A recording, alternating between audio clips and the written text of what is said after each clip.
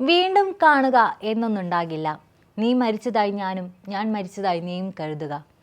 ചുംബിച്ച ചുണ്ടുകൾക്ക് വിട തരിക. മലയാളത്തിലിറങ്ങിയ ഏറ്റവും നല്ല പ്രണയകഥയെന്ന് MP അപ്പൻ വിശേഷിപ്പിച്ച ലോല എന്ന തൻ്റെ ആദ്യ കഥാസമാഹാരത്തിൽ ഇങ്ങനെ എഴുതി വെക്കുമ്പോൾ മലയാളത്തിൻ്റെ ക്ലാസിക് എഴുത്തുകാരൻ പത്മരാജൻ വായനക്കാരന് സമ്മാനിക്കുന്നത് പ്രണയത്തിൻ്റെ മറ്റൊരു തലമാണ്.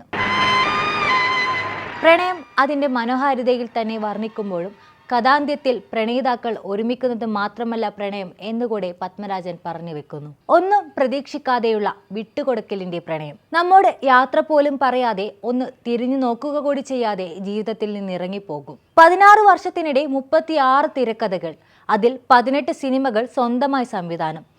ഇന്നലകളിലെ പകരം വെക്കാൻ പറ്റാത്ത അതുല്യ പ്രതിഭ പത്മരാജൻ കാലയവനിക്ക് മറിഞ്ഞിട്ട് 33 വർഷം കഴിയുന്നു. കലാലയ കാലത്ത് തന്നെ തൻ്റെതായ എഴുത്തുശൈലി രൂപപ്പെടുത്തിയ പത്മരാജന്റെ പല ചർച്ച ചെയ്യപ്പെട്ട കഥാപാത്രങ്ങളും തൻ്റെ ജീവിത വഴിയിൽ കണ്ടുമുട്ടിയതോ അടുത്തറിയാവുന്നവരുടെയോ കഥകളാണെന്ന് അദ്ദേഹം തന്നെ പറഞ്ഞിട്ടുണ്ട്. അതുകൊണ്ട് തന്നെ ഈ കഥാപാത്രങ്ങളൊക്കെയും വായനക്കാരനുമായി അടുത്തു കിടക്കുന്നു. പ്രണയം, മരണം, നിഗൂഢത തുടങ്ങി മനുഷ്യന്റെ എല്ലാ വികാരങ്ങളും ഒളിഞ്ഞിരിക്കുന്നുണ്ട് പത്മരാജന്റെ കഥകളിൽ. 1965 ആകാശവാണിയിൽ പ്രോഗ്രാം അനൗൺസറായി ഔദ്യോഗിക ജീവിതം ആരംഭിച്ച് 1975 ഭരതന് വേണ്ടി പ്രയാണം എന്ന ചിത്രത്തിന് ആദ്യ തിരക്കഥ എഴുതി സിനിമയിലേക്ക് പ്രവേശിച്ചു. പിന്നെ തൻ്റെ തന്നെ കഥയായ പെരുവഴിയമ്പലത്തിലൂടെ സംവിധാനത്തിലേക്കും കടന്നു.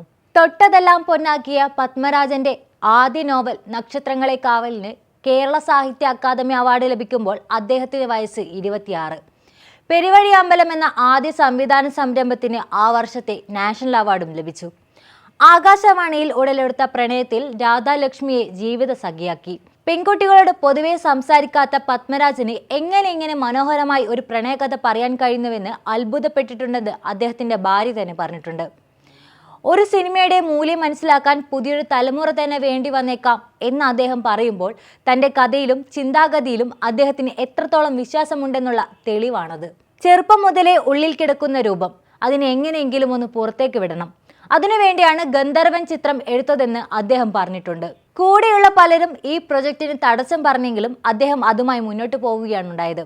ചിത്രം തിയേറ്ററിൽ ഫ്ലോപ്പ് ആയെങ്കിലും പിന്നീട് പത്മരാജന്റെ ഗന്ധർവ സങ്കല്പം കാണികളുടെ കൂടെ സങ്കല്പമായി.